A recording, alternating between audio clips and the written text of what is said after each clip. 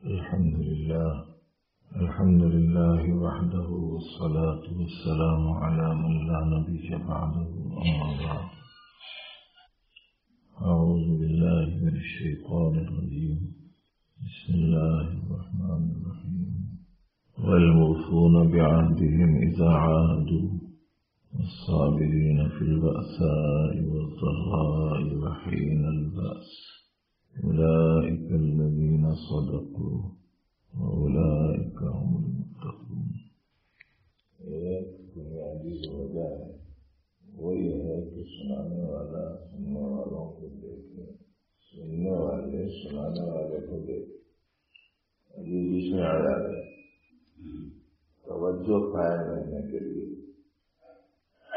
نیچے بیٹھنے کی صورت میں صورت دکھائی نہیں دیتی.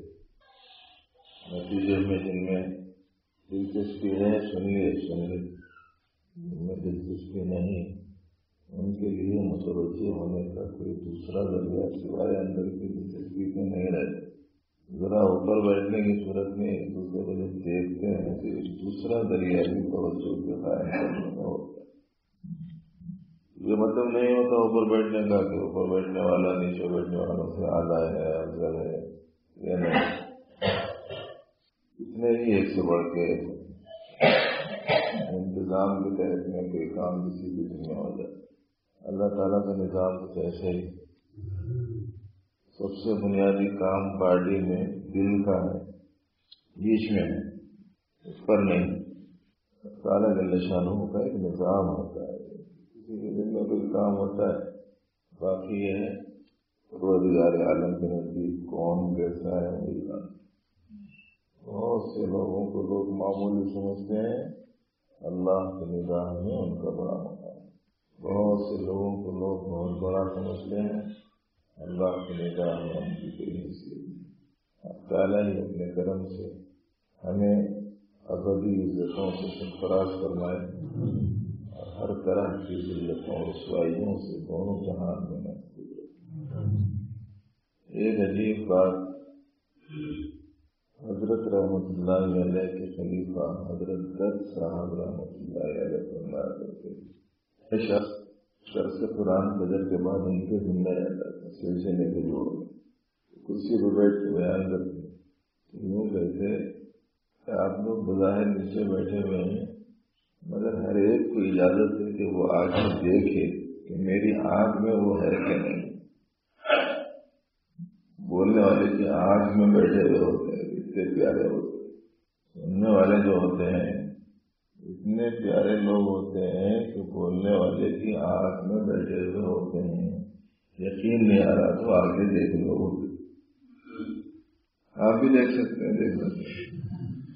اس پر مجھے یاد آیا کہ بیچ میں آڑ جو چاہیے جب سنائی بات کرتے. معزز دوستو، کمال ایمانی، کمال نیکی، کمال تقوی، کمال صداقت کے لیے 3 صفات درکار ہیں: اعتقادات کا درست ہونا، عمل کا صحیح ہونا، اخلاق کا بہتر ہونا. یہ بات ہم سبق میں بار بار اس لیے دہرا رہے ہیں کہ ساتھیوں کے ذہن نشین ہو گئے کہ عقیدہ صحیح اور پختہ، عمل نیک اور بہتر، اخلاق نہایت عمدہ اور اعلیٰ. یہ نصاب ہے دینی تعلیمات. اس لیے کہ 1 گھنٹے کی 2 گھنٹے کی تقریباً تو یاد نہیں رہتی، یہ پوائنٹ تو یاد رہ سکتے ہیں نا. اس کو بنیاد بنا کے آدمی محنت کرے. آخری ٹکڑا آیت البر کا والصابرین فی البأساء والضراء وحین البأس اولئک الذین صدقوا واولئک هم المتقون. تنگی میں، تکلیف میں، سختی میں صبر کرنے والے، برداشت کرنے والے. یہاں پہنچ کر 3 چیزیں ہو گئی. ایمانیات بھی آ گئے، اعمال بھی آ گئے. یہ اوصاف سے متعلق حصہ ہے. اس کو بیان کر کے تعالیٰ نے فرمایا یہی لوگ سچے ہیں، یہی لوگ پرہیزگار۔ پرہیزگار کا جو لفظ اپنے اردو میں ہے وہ متقون کا ترجمہ ہے، اور متقین کے بارے میں اللہ کہتے ہیں کہ اللہ متقین کو محبوب رکھتے ہیں۔ متقین کے بارے میں اللہ نے بتلایا ہے کہ متقین کے لیے جنت تیار کی گئی، اور وہ جنت بھی کوئی معمولی جنت نہیں ہے، زمینوں اور آسمانوں کی طرح وسیع و غلیظ۔ متقیوں کے بارے میں تعالیٰ جل شانہ نے وہ ارشاد فرمایا کہ ہماری مدد، ہماری نصرت، ہماری معیت ان کو حاصل ہوتی ہے۔ ان اللہ مع الذین اتقوا، اللہ متقیوں کے ساتھ ہے، مدد الہی، نصرت الہی ان کے ساتھ ہے۔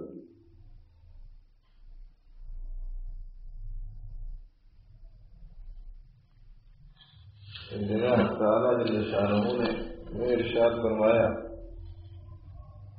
کہ جو متقی بنتا ہے، پرہیزگار بنتا ہے،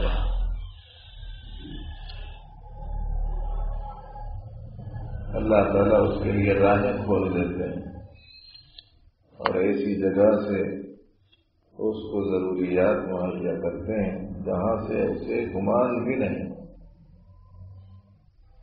وَمَن يَتَّقِ اللَّهَ يَجْعَل لَّهُ مَخْرَجًا وَيَرْزُقْهُ مِنْ حَيْثُ لَا يَحْتَسِبُ۔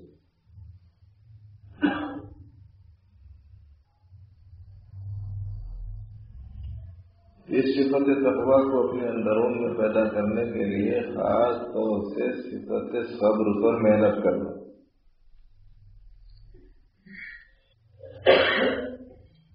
برداشت کی صفت آنا، سہنے کا ملکہ ہونا،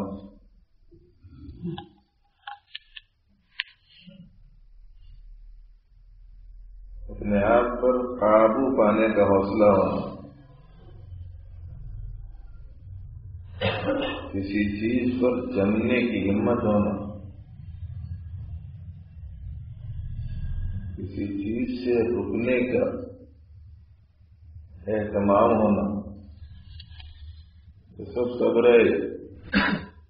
آسان نہیں ہے صبر، بڑا مشکل ہے۔ سواد بارا اس کے معنی جہاں برداشت کے آتے ہیں وہیں اس کے معنی ایلوے کے بھی آتے ہیں۔ ایلوا، بچے جانتے ہو ایلوا؟ نہیں جانتے۔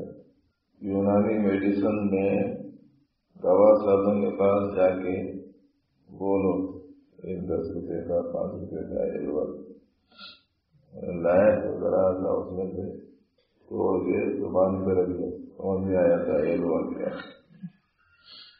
پہلے زمانے میں بچے بہت روتے ستاتے تھے، گھروں میں کام کاج ہوتا تھا، موجودہ زمانے کی طرح سہولتیں تو تھی نہیں۔ مسالہ پیسنا ہے گرینڈر میں ڈال دیے، کپڑے دھونا ہے واشنگ مشین میں ڈال دیے، اور اب تو آہستہ آہستہ گھر کے چولہے بند ہو جاتے کہ کیا ہے، ایسا معلوم ہو رہا۔ وہاں تو سیویاں بھی گھر میں بنائی جاتی تھی، اناج گھر میں عورتیں پیستی تھیں، مرچ گھر میں کوٹی جاتی تھی، کنویں سے پانی ہاتھ سے کھینچ کر برتنوں میں بھرا جاتا تھا، پھر کندھوں پر سروں پر اٹھا کے لاتے تھے۔ اس میں سے بہت لوگوں نے یہ کام کرے، پانی ڈھو کے لانے کا کام کی عادت تو ہم کو بھی ملی۔ سارے کام کاج ہوتے تھے، تو اگر بچے ستاتے رہیں تو کام کاج کیسے ہوگا؟ اس واسطے اس زمانے میں ایک آسان سا نسخہ شاید حکیموں نے خواتین کو دے دیا تھا۔ تو 2 چیزیں کرتے تھے وہ، ایک تو ان کو نیند آنے کے واسطے کوئی چیز بول کے پلا دیتے، سو جاتے تھے۔ دوسرے، دودھ کے واسطے بچہ بہت ستاتا تھا اور اس کو چھڑانا ہوتا تھا، تو خالی چھڑا تو بچہ نہیں چھوڑتا، تو اس کی بنا پر وہ ذرا سا ایلوا پانی میں ملا کے خالی میں ملا کے وہ پانی بدن کو عورت لگا لیتی تھی۔ اب ان بہت ضد کرا تو اس کو دودھ پلانے کے واسطے اگر اس کو پینے کا موقع دیتی تو خالی منہ لگا کے ہٹ جاتا تھا، پھر منہ نہیں لگاتا تھا، کتنا کڑوا ہوتا ہے۔ سواد بار راہ میں یہ معنی موجود ہے، انتہائی تلخ اور کڑوا۔ صبر کوئی آسان چیز نہیں ہے، نہایت تلخ چیز، اور اس کے واسطے بڑا حوصلہ، بڑی ہمت چاہیے، اور اسی وجہ سے اس پر غیر معمولی انعام اللہ جل شانہ کی طرف سے تعالیٰ جل شانہ نے ایسا عظیم الشان مجدہ سنایا ہے صبر کرنے والے لوگوں کے واسطے کہ روح انسانی مچل اٹھے۔ اللہ نے فرمایا انما یوفی الصابرون اجرهم بغیر حساب، اللہ صبر کرنے والوں کو جب دیں گے تو حساب کتاب نہیں کریں گے، بے حساب دیں گے۔ اتنا بڑا انعام ہے صبر، اللہ صبر کرنے والے کو مل جاتے ہیں۔ ان اللہ مع الصابرین، خوشخبری سنائی گئی ہے صبر کرنے والوں کو، فرمایا بشر الصابرین، صبر کرنے والوں کو خوشخبری سنا۔ فلاح اللہ جل شانہ نے صبر پر موقوف کیے، فرمایا یا ایھا الذین آمنوا اصبروا وصابروا ورابطوا واتقوا اللہ لعلکم تفلحون، تاکہ تمہیں فلاح مل جائے، تم صبر سے کام۔ اتنا زبردست عمل ہے، اتنی عظیم الشان سے جو نیکی ہم نے اختیار کر لی اس پر جم جانا مشکل ہوتا ہے۔ اس واسطے بزرگان دین نے یوں فرمایا میدان جنگ میں لڑنا یہ بھی جہاد ہے، نفس کا مقابلہ یہ بھی جہاد ہے، لیکن میدان جنگ میں لڑنے کو جہاد اصغر اور نفس سے مقابلہ کرتے رہنے کو جہاد اکبر کہا بزرگوں نے واضح روایات کی روشنی میں، اور اس کی حکمت اور علت یا وجہ بیان کرتے ہوئے یوں کہا کہ میدان جنگ میں کسی چیز کا مظاہرہ وقتی ہوتا ہے، وقتی طور پر بڑے سے بڑا اقدام کر لینا بھی بہت بڑا کارنامہ نہیں ہوتا، لیکن آر یا پار کی جنگ ہوتی۔ اور علماء کرام نے مجدہ سنایا اہل ایمان کو کہ آر ہو گئے تو شہید ہو گئے، پار ہو گئے تو غازی ہو گئے۔ یہ کہا ہم لوگ، یعنی کیا مطلب؟ اگر مارے گئے تو شہید ہیں، اور اگر دشمنوں پر قابو پا لیا تو غازی بن گئے۔ تو اس کی بنا پر وقتی طور پر کسی چیز کا مظاہرہ وہ بھی بڑے حوصلے کی بات ہے، وہ بھی بڑے ہمت کی چیز ہے، غیر معمولی فضیلت والی چیز ہے کہ اگر کسی کو ایسا کوئی موقع ملے اور اسے جامع شہادت نوش کرنے کی سعادت ملے تو قطرہ خون پہلا زمین پر گرنے سے پہلے اس کی مغفرت ہوتی ہے، اور پھر اس کے بعد جتنے خطرات بہتے رہیں درجات بلند ہوتے۔ لیکن ایک مقابلہ ہے نفس سے، یہ زندگی بھر کا ہے، اس میں مشقت زیادہ ہے، محنت زیادہ ہے۔ اسی لیے صبر یہ ہے کہ آدمی اعمال صالحہ پر جمع رہے۔ چل چلاؤ کا وقت ہے، جو ایک دن باقی رہ گئے، پھر پتہ نہیں ملاقات پھر کب ہو، پھر آپسی مذاکروں کا کب موقع مل سکے۔ کہیں ایسا نہ ہو کہ یہاں سے جانے کے بعد جاتے جاتے یہاں سے جو لیے تھے جہاں کی امانت وہیں رکھے جانا بلکہ نہیں چھوڑ دیے۔ یہاں اہتمام رہا اعمال کا، احکام کا، اہتمام رہا یاد الہی کا، اہتمام رہا تلاوت کا، اہتمام رہا درود کا، اہتمام رہا دعاؤں کا، نمازوں کا۔ جمع رہنا، چھوڑ کے نہیں جانا۔ اگر جمع ہوئے ہیں تو بعض بزرگوں نے فرمایا کہ جمع ہوا رہنا علامت ہے رمضان میں کیے گئے اعمال کے عند اللہ مقبول ہو جاتے۔ اہتمام کرنے کی کوشش، اللہ سے ماننا، استقامت کو۔ اکثر ساتھی کہتے ہیں کہ پابندی نہیں ہو، تھوڑے دن کرتا ہوں پھر چھوڑ دو۔ پابندی نہیں ہوتی، پابندی نہیں ہوتی، یوں بولتے ان کو سمجھ میں آنے کے بعد سے ہم یہ کہتے ہیں کہ بھائی ایک ہے پابندی ہونا، ایک ہے پابندی کرنا۔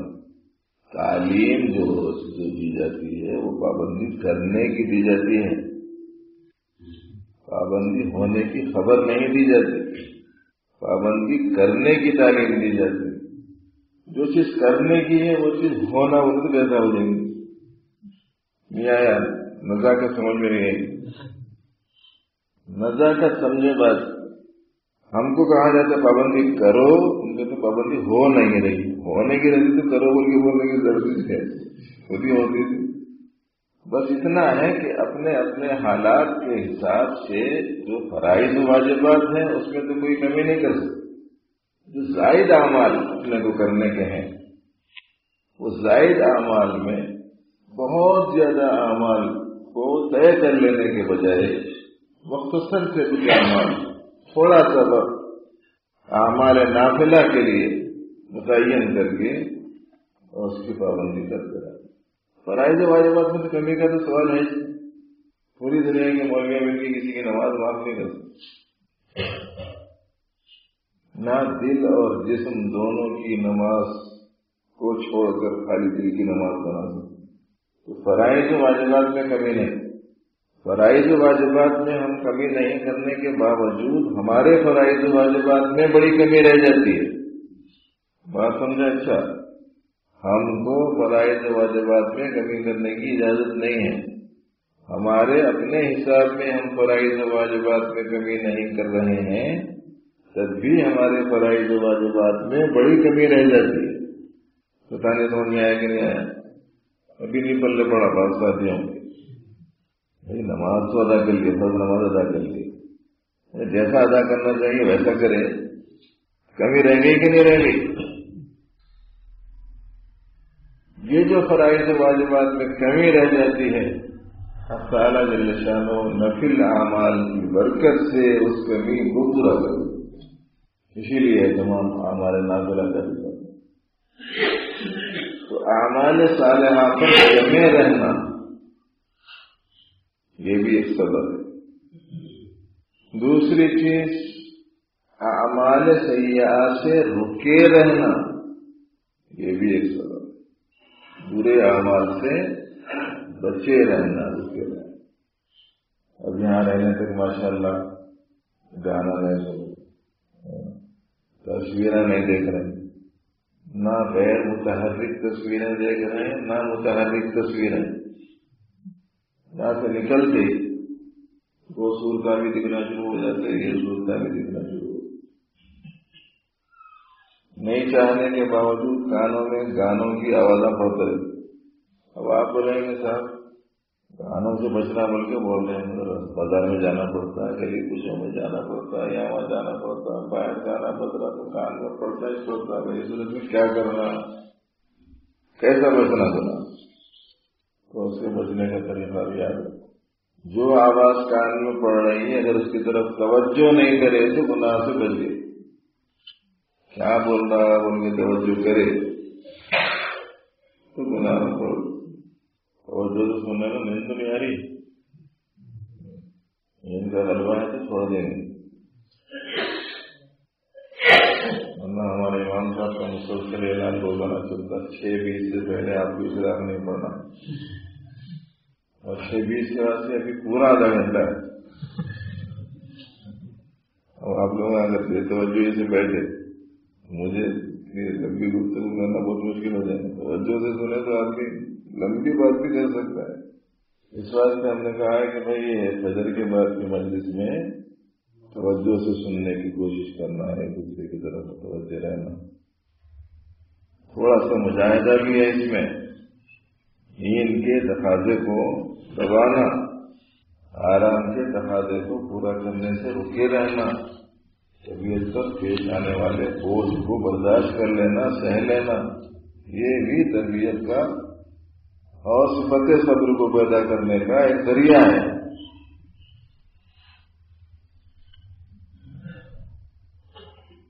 تو گناہ سے رکے رہنا یہ صبر کی ایک قسم۔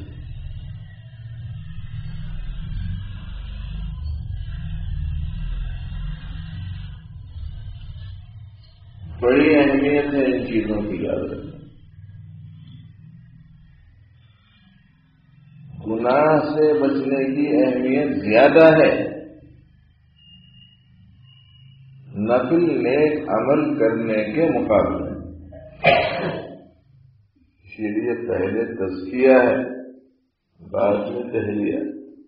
پہلے خرابیوں سے پاک کرنا اس کے بعد اچھائیوں سے آراستہ کرنا. اسی وجہ سے آپ دیکھیں گے کہ میلے کچیلے پسینے میں شرابور ہونے کی حالت میں کوئی بھی یہ وہ ملتے کر لیتے نہیں بڑھتے. نہا دھو کے صاف ستھرا ہو کے آ کے اجلے کپڑے پہن لے کے ابھی لگا پہلے نہیں بدلے گئے. پہلے گندے تھے جی کپڑے. پہلے گندگی دور کرنا اس کے بعد اچھی چیز لگا. ہمارے حضرت صوفی صاحب رحمۃ اللہ علیہ بولتے تھے پہلے یہ اندرون کی گندگی دور کر دینا اس کے بعد بھی اللہ کی طرف سے خاص نعمتیں ملتے. اور سمجھانے کے واسطے بولتے تھے وہ گندی پلیٹ لے کے گندا گلاس لے کے کچرا اس میں کوڑا اس میں گرد اس میں مٹی اس میں بچہ لیا کہ اماں کو بولا بھوک بہت لگی ہے اس میں دودھ ڈال کے بے انتہا چاہنے والی ماں بھی بولتے نہیں ڈالتی دھو کے لا پہلے دھو کے صاف ستھرا جب کر لیتا ہے برتن کو تو پھر ماں ڈالتی. ایسے ہی بھائی اندرون اپنا اگر گندا رہا تو خاص چیز نہیں ملتی. اندرون پاکیزہ بنانا اور اندرون پاکیزہ ہوتا ہے گناہوں سے بچنے.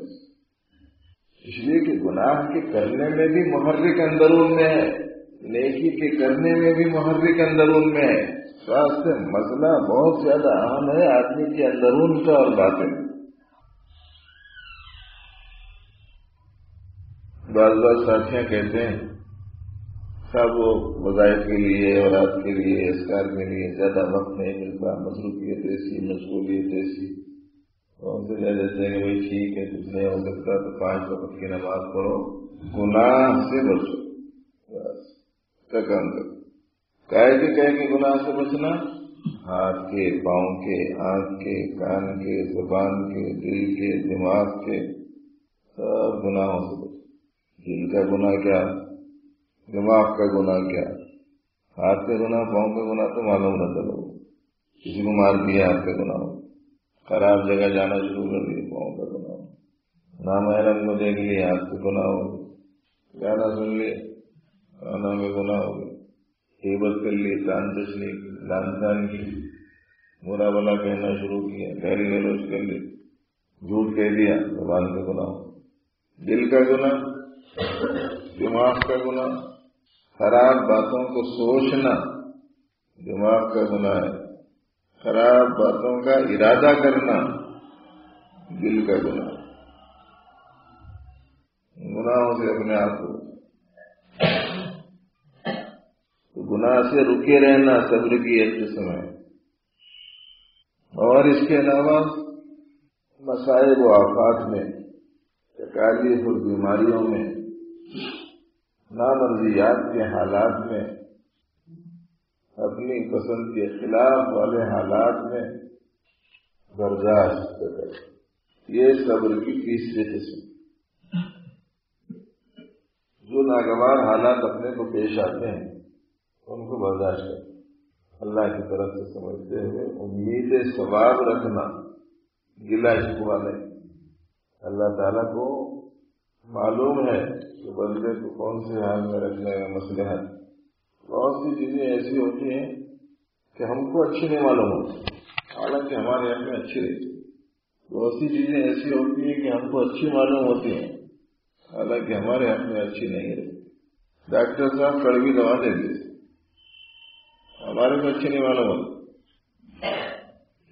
یہ پھوڑا پھنسی ہوتے رہتا ہے کسی کو خارش ہو جاتی پھنسیاں ہوتی ہیں ہوتا وہ حکیم صاحب دیکھتے بولتے ہیں اس کو صافی پلاؤ صافی دوا بھی ایسی بناتے ہو جن میں تارے نظر ایسے ہی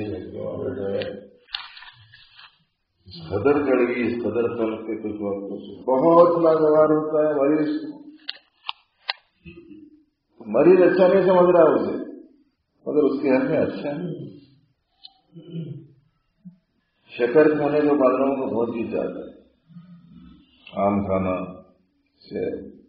मांस खाना, सीताफल खाना, बड़ी ख्वाहिश। हालांकि जब देखो शुगर जो है बहुत बड़ी हुई है, जिनको नहीं है उनको उसकी रगबत भी नहीं करते खाने की। जिनको शुगर है उनको रगबत होती। हमारे अजीजों में एक मौलाना साहब है और बहुत साफ दिल, सीधे दिल के आदमी। हकीम साहब के पास या डॉक्टर साहब पास चले गए, मुख्तलिफ हमारे से उनमें से शुगर का आ रही है। उन्होंने कहा कि भाई देखिए ये दवा खाओ और मीठा मत इस्तेमाल करो। उन्होंने बेतकल्लुफ कह दिया दवा खा लेते हैं सब, मगर ये मीठा मत खाओ मतलब ये मेरे से नहीं होता। डॉक्टर ही बोला कि पहला पेशेंट है जो सच बोल रहा है।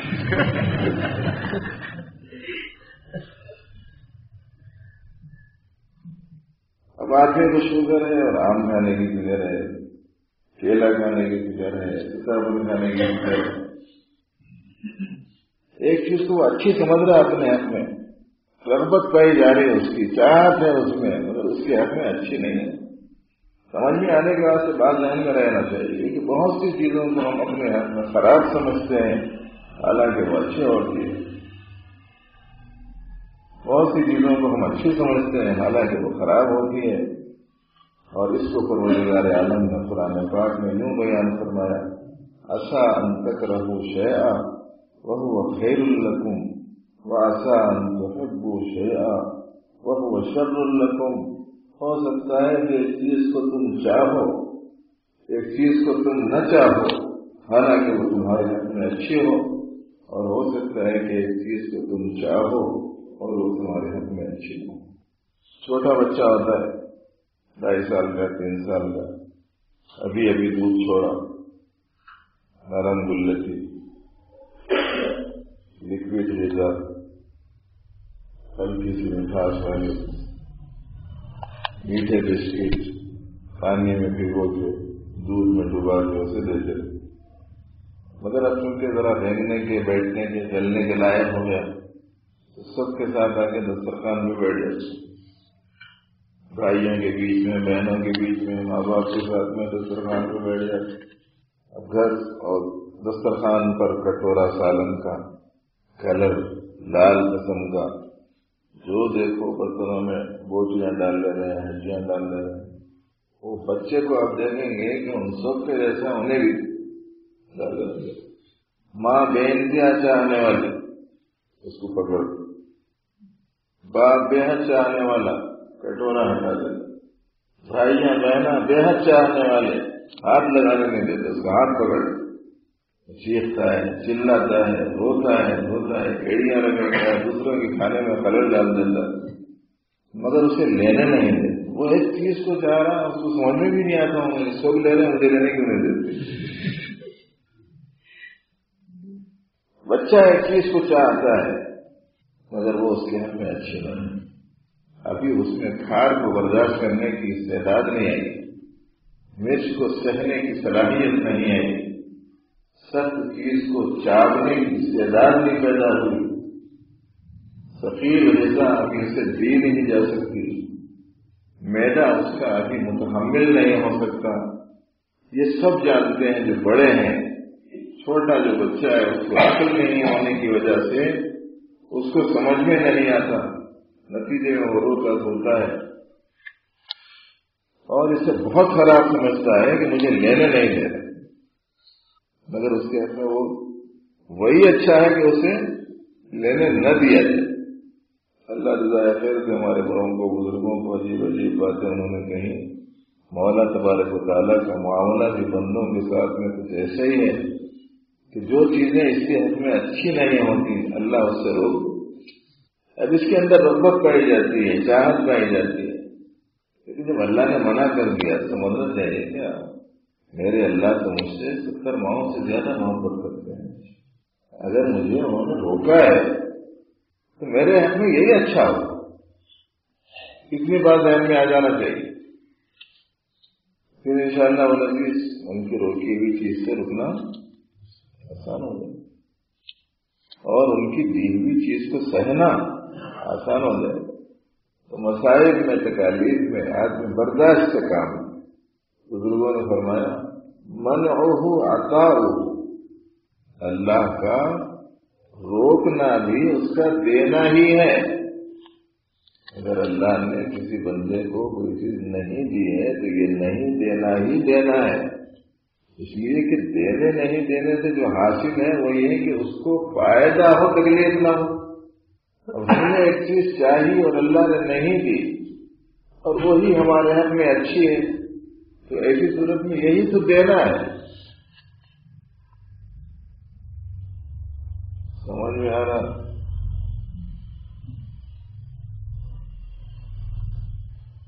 اور پھر ہمارے لیے تو مولا تبارک و تعالیٰ ہی مقصود ہیں، مطلوب ہیں، محبوب ہیں، اور ہم کو تو ان کی رضا چاہیے، خوشنودی بھی چاہیے، یہ چیز چاہیے، وہ چیز چاہیے نہیں، ہم کو تو مولا چاہیے. اب ان کی جو مرضی. سے کسی کہنے والے نے کہا ہے پروردگار عالم کو مخاطب کر کے، اگر مراد تو اے دوست نہ مرادی ماس، مراد خیش دیگر بار من نخواہ خاص. اگر آپ کی مراد یہ ہے کہ میری مراد پوری نہ ہو، اگر آپ کی مراد یہ ہے کہ میری مراد پوری نہ ہو، تو دوسری بات میں اپنی مراد کی تکمیل کا مطالبہ کرتا ہی نہیں. ایک لطیفہ بھی مشہور ہے. ایک بزرگ سے کسی نے پوچھا کیسی گزر رہی، کیا حال ہے آج کل، کیسی گزر رہی؟ اور کیا ہمارے حال کا کیا پوچھنا، ہماری گزران کا کیا پوچھنا، سب کچھ میری مرضی سے ہو رہا ہے.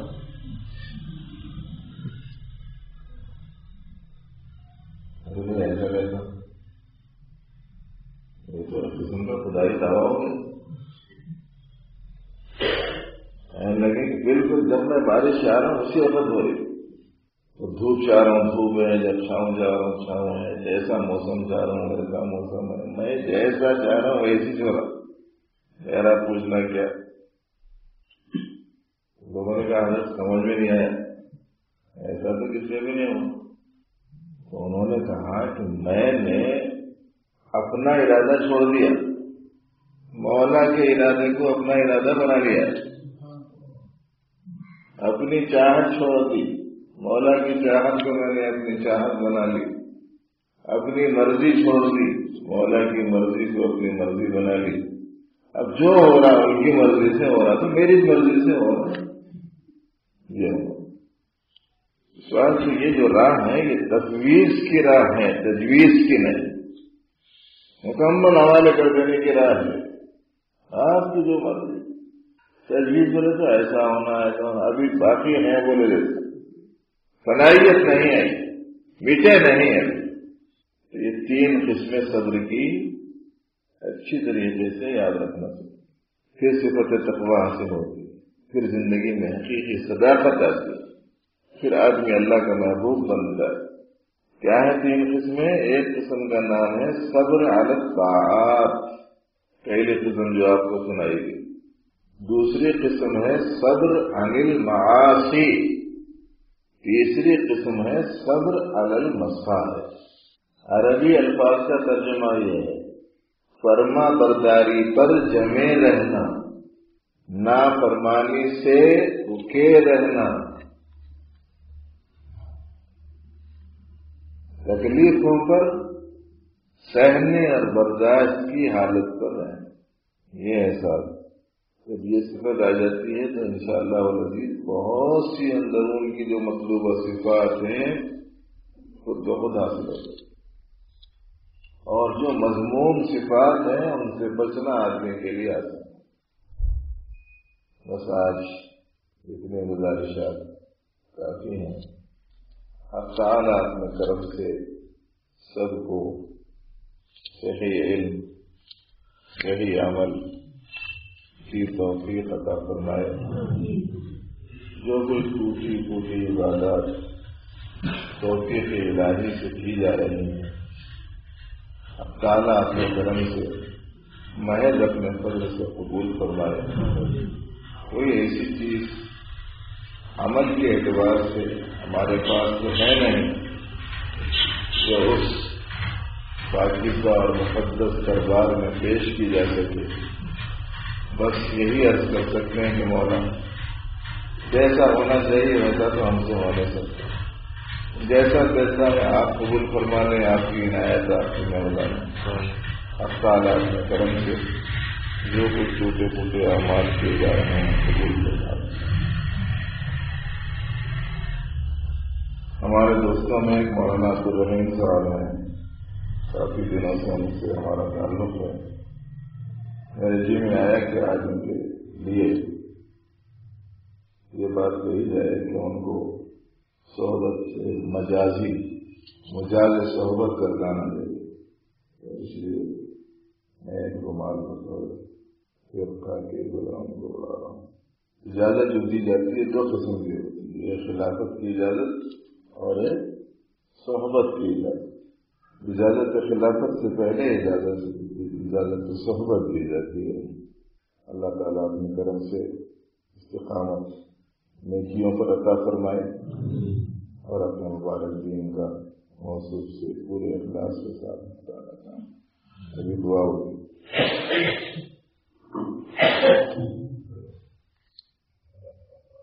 اللهم لك الحمد حمدا دائما مع دوامك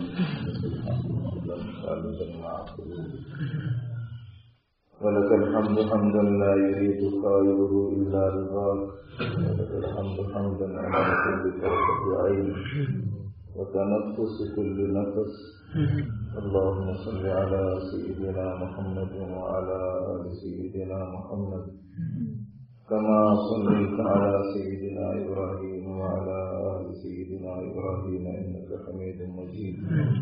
اللهم بارك على سيدنا محمد وعلى آل سيدنا محمد كما باركت على سيدنا إبراهيم وعلى آل سيدنا إبراهيم إنك حميد مجيد.